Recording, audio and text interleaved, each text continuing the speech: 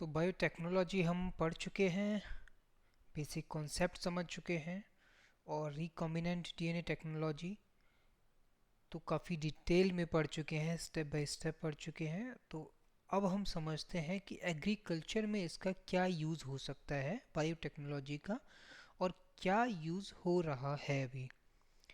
ठीक है, उससे पहले समझ लीजिए एक चीज़ कि जब किसी भी plants, bacteria, fungi, animals, plants पौधे, बैक्टीरिया कब, फंजाई को क्या कहते हैं, कवक, एनिमल्स जंतु, इनमें से किसी के भी जीन में जब कोई परिवर्तन किया जाता है, परिवर्तन का मतलब जब इनके अंदर या तो कोई बाहरी जीन डाला जाता है या डिलीट किया जाता है, ठीक है, ये उनका सीक्वेंस चेंज किया जाता है। जनरली हम यहाँ पे बात करेंगे एक्स्ट्रा जीन ऐड करने की।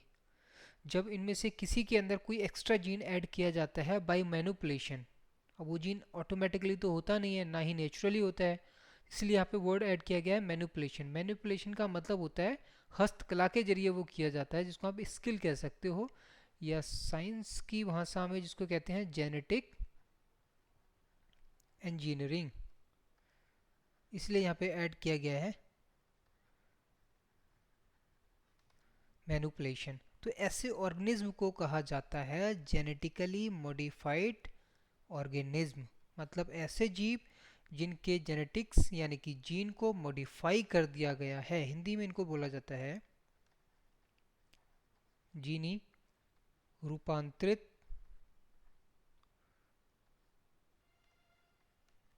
जीव। तो जीएमओ क्या होते हैं, जेनेटिकली मॉडिफाइड ऑर्गेनिज्म क्या होते हैं, बात समझ गए आप। अब देखते हैं जो जीएम प्लांट्स होते हैं, GM plants, genetically modified plants, उनका क्या फ़ायदा होता है एग्रीकल्चर में। तो पहली चीज़ तो ये कि उनका जो उत्पादन है वो इम्प्रूव हो जाता है, बढ़ जाता है पहले के कंपेरेटिवली। और इम्प्रूवमेंट करने के लिए, उत्पादन को बढ़ाने के लिए ये कई तरह से किया जाता है। ये हो सकता है कि आप उस प्लांट के अंदर किसी पेस्ट, या जिसको आप जनरली कीट कहते हो, उसको किल करने वाला कोई जीन इंसर्ट कर दे, जिससे बीमारी कम लगेगी, तब भी उसका प्रोडक्शन बढ़ जाएगा। अगर कोई प्लांट एनवायरमेंटल स्ट्रेस को बियर नहीं कर पाता, जैसे कि बहुत ज़्यादा पानी कम होना, जिसको आप ड्रॉट कहते हो, सूखा कहते हो, बहुत ठंडा हो जाना, तो ऐसे प्लांट्स के अंदर अगर किसी ऐसे प्लांट का जीन इंसर्ट किया जाए जो एक्सट्रीम कंडीशंस में सरवाइव करता है, जैसे कि सूखे राजस्थान या फिर हम कह सकते हैं रेगिस्तान में जो होने वाले प्लांट्स हैं या उगने वाले प्लांट्स हैं, उसमें से किसी ऐसे जीन को जो उनको रेसिस्टिविटी प्रोवाइड करता है सूखे अगेंस्ट, उनको अगर इंसर्ट कर दिया जाए प्लांट में, तो उसकी स्ट्रेस को बियर करने की क्षमता बढ़ जाएगी। ठीक है, तो वो क्या होगा, फिर सूखे से जल्दी खत्म नहीं होगा, इसलिए हम इसको कहते हैं रिड्यूस्ड वल्नरेबिलिटी। इसके खत्म होने की या फिर नुकसान होने की प्रायिकता कम हो जाती है। या फिर आप ये भी कह सकते हैं कि किसी भी फूड क्रॉप्स में कुछ एक्स्ट्रा ऐसे जीन ऐड किए गए जो पर्टिकुलर वाइटामिन्स को सिंथेसाइज करते हों, इससे उनकी क्या हो जाती है, न्यूट्रिशनल वैल्यू बढ़ जाती है, या कह सकते हो आप पोषक गुणवत्ता बढ़ जाती है। एग्जाम्पल के लिए बहुत फेमस एक एग्जाम्पल है, आपने देखा होगा, golden rice. Golden rice, golden rice की विशेषता क्या है कि ये बेसिकली विटामिन ए, मैं इसको पूरा ही लिख देता हूँ, ये विटामिन पता होगा वैसे सबको, विटामिन ए रिचनेस होता है, विटामिन की अधिक अधिकता होती है। तो सीधा सा मतलब है कि अगर कैसे ऐसे एक्स्ट्रा जीन को हम इंसर्ट करते हैं जो पौधे के अंदर उसके पोषक तत्वों को बढ़ाता है, तो वो उसके न्यूट्रिशनल क्वालिटी को इम्प्रूव कर देता है। इसी तरह से अगर आपको taste, texture, appearance of food कुछ भी चेंज करना है तो आप चेंज कर सकते हो। बस आपको करना इतना है कि पहले तो आपको वो जीन रिकॉग्नाइज करने हैं जो टेस्ट के लिए, टेक्सचर के लिए, भोजन की अपीयरेंस बाहर से कैसा दिखता है उसके लिए जो जो जिम्मेदार हैं, उन जीन्स को रिकॉग्नाइज करो, पता लगाओ, उसके बाद उनको कट करके प्लांट सेल में इंसर्ट कर दो, प्लांट आपका तैयार हो जाएगा, बेहतर टेस्ट, बेहतर टेक्सचर और अपीयरेंस वाला। इसके अलावा reduce the dependence on fertilisers, pesticides, agrochemicals. एक बहुत पॉपुलर एग्जांपल है बीटी कॉटन, एक और भी है बीटी ब्रिंजल, बीटी ब्रिंजल, और एक हाइब्रिड मस्टर्ड भी आ गई है शायद।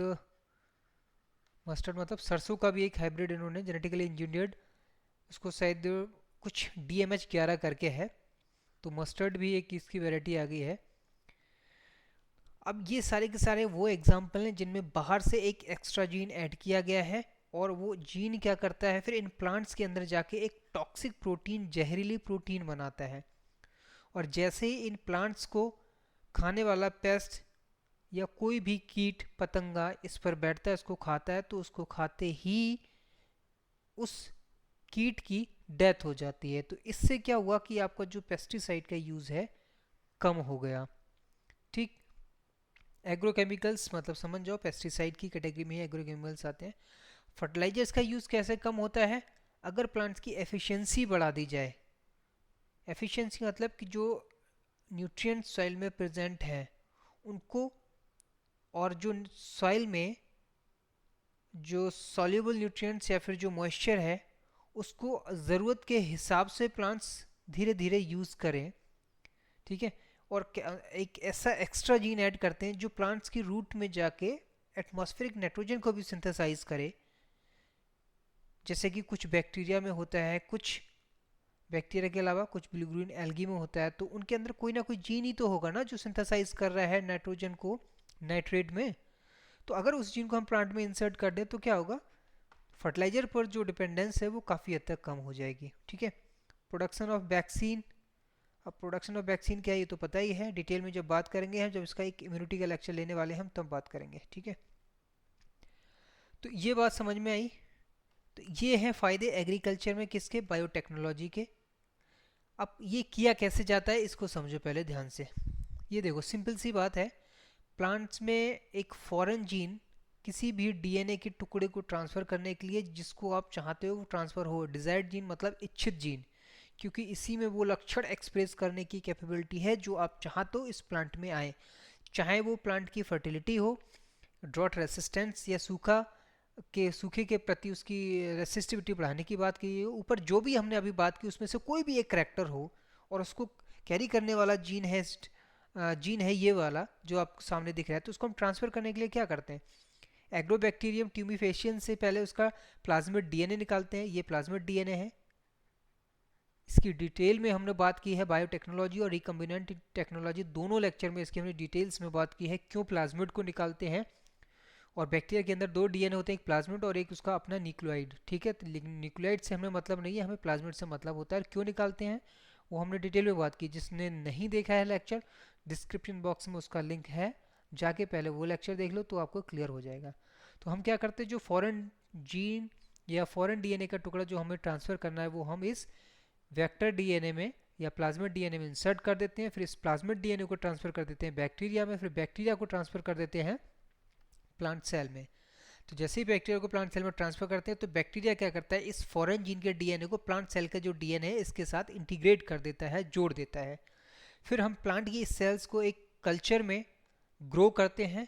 कल्चर में एक सेल्स क्या होता है जहाँ पर न्यूट्रॉन्स होते हैं, बहुत सारे पोषक तत्व होते हैं जो प्लांट्स को चाहिए होते हैं। तो एक प्लांट्स टिश्यू कल्चर के थ्रू एक पौधे में जन्म लेता है। ठीक है, और पौधे के रूप में ग्रो होता है। तो इस तरह से ये जो पौधा तैयार हुआ ये हुआ आपका जीएम प्लांट्स, जिसको आप कहते हो जेनेटिकली मॉडिफाइड प्लांट, या जिसको जीएमओ, क्योंकि ऑर्गेनिज्म में सभी आते हैं, एनिमल भी प्लांट्स भी। और ठीक है, इसके अलावा हम दो टेक्निक की बात करेंगे यहाँ पे, थोड़ा सा डिटेल में समझेंगे। वैसे मैंने स्पेशली एक अलग से लेक्चर बना रखा है बीटी कॉटन का। ठीक है, तो मैं यहाँ पे बीटी कॉटन की बात नहीं करूँगा। जनरली होता क्या है, पेस्ट और इंसेक्ट, इनसे प्लांट को बचाने के लिए जेनेटिक इंजीनियरिंग का जो यूज़ किया गया है वो क्या किया गया है कि जेनेटिक इंजीनियरिंग में एक छोटे से लेक्चर में या छोटे से हम कह सकते हैं ब्रीफ एक इंट्रोडक्शन ले लेते हैं बीटी कॉटन का। ठीक है, तो बीटी कॉटन में बेसिकली क्या किया गया है, एक बैक्टीरिया है बेसिलस थुरिनजिएंसिस, बेसिलस थुरिनजिएंसिस, इसके अंदर एक जीन के टुकड़े को निकाला गया और उसको किसी प्लांट्स में किसी प्लांट्स मतलब बीटी कॉटन के प्लांट की सेल में इंसर्ट कर दिया गया, उस तरह से जो प्लांट डेवलप हुआ, या ऐसे कहो बीटी कॉटन के प्लांट की सेल में इसको इंसर्ट किया गया, ठीक है। और सेल से जब पौधा बना तो उसके अंदर वो टॉक्सिन प्रोड्यूस होने लग गया। कौन सा टॉक्सिन? बीटी कॉटन के अंदर टॉक्सिन जो प्रोड्यूस होता है उसको बोलते हैं basically toxic protein. Toxic protein. मैं इसको फटाफट जल्दी में इसलिए बता रहा हूँ क्योंकि इसका अलग से एक लेक्चर बन चुका है। अगर आपको डिटेल में एक एक चीज़ समझ में आनी मतलब समझना चाहते हो स्टेप बाय स्टेप, तो उसके लेक्चर का लिंक भी उस डिस्क्रिप्शन बॉक्स में मिल जाएगा। तो ये टॉक्सिक प्रोटीन क्या करती है? इंसेक्ट के, जो भी इंसेक्ट इसके वड को खाता है कॉटन के प्लांट के, तो उस इंसेक्ट की गट मतलब इंटेस्टाइन में जाके उसमें छेद कर देती है। तो सवाल यह है कि ये कॉटन के प्लांट को नुकसान क्यों नहीं करती, इसी को क्यों करती है इंसेक्ट को? तो सब बहुत सिंपल सा है कि कॉटन के जो प्लांट है उसकी पीएच एल्कलाइन नहीं होती, इसलिए वो वहाँ पे एक्टिवेट नहीं होती। इंसेक्ट की गट में जाते ही इसको मिल जाता है एल्कलाइन पीएच, और ये टॉक्सिक प्रोटीन यहाँ पे एक्टिवेट होकर इसको खत्म कर देती है। दूसरी जो टेक्निक्स है या टेक्नोलॉजी है वो है आरएनए इंटरफेरेंस की। क्या होता है आरएनए इंटरफेरेंस? पहले इसको समझते हैं, ये थोड़ा सा बढ़िया चीज़ है, इसको डिटेल में समझते हैं, ठीक है। इसको शॉर्ट में आरएनए आई भी लिखा जाता है। आरएनए आई होता क्या है? देखो, कोई भी जब करैक्टर एक्सप्रेस होता है किसी भी ऑर्गेनिज्म में, तो सबसे पहले क्या होता है, अगर उसके अंदर डीएनए है तो डीएनए से मैसेंजर आरएनए बनता है, जो कि एक सिंगल स्ट्रैंडेड होता है, और इसमें सारे के सारी इंफॉर्मेशन जिन्हें डीएनए वाली कोड होती है। फिर इससे बनती है प्रोटीन, ठीक है।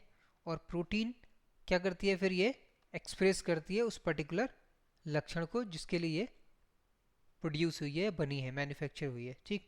तो होता क्या है कि मैसेंजर आरएनए से डीएनए प्रोटीन तभी बनती है जब मैसेंजर आरएनए का स्ट्रैंड जो होता है वो ओपन होता है।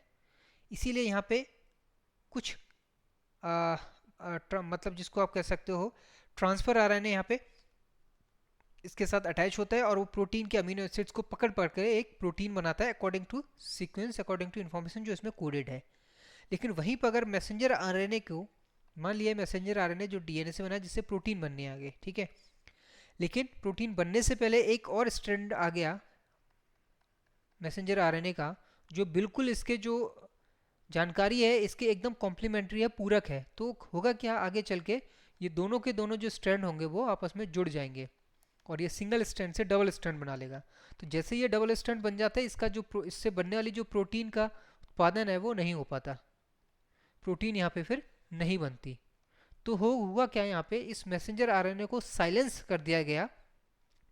किस तरह से?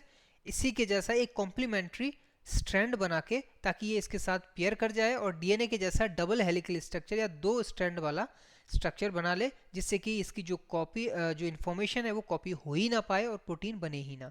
जब प्रोटीन बनेगी नहीं तो करैक्टर एक्सप्रेस ही नहीं होगा। तो इसको बोलते हैं आरएनए इंटरफेरेंस या आरएनए साइलेंसिंग भी कहते हैं एक तरह से इसको, आरएनए साइलेंसिंग, ठीक है।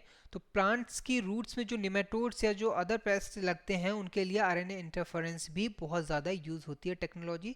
इसमें बेसिकली में क्या होता क्या है कि प्लांट की सेल में हम डीएनए का एक ऐसा जीन इंसर्ट करते हैं जो सेल के अंदर जाके दोनों तरह के आरएनए के स्ट्रैंड बनाता है, सेंस आरएनए और एंटी सेंस आरएनए, और दोनों के स्ट्रैंड आपस में जाके ज्वाइन कर लेते हैं। इसी वजह से क्या होता है, वहाँ प्रोटीन बन नहीं पाती, और जो डिपेंडेंट उसके ऊपर जो पेस्ट है उसको वो चीज़ नहीं मिल पाती प्लांट से, तो उसके एब्सेंस में फिर उसकी डेथ हो जाती है, ठीक है। तो ये था application of biotechnology in agriculture. कोई अगर डाउट है तो कमेंट बॉक्स में डाल देना, डाउट लेक्चर अलग से बन जाएगा, ठीक है। तो चलिए मिलते हैं अगले लेक्चर में, तब तक हंसते रहिए, मुस्कुराते रहिए, मौज करते रहिए।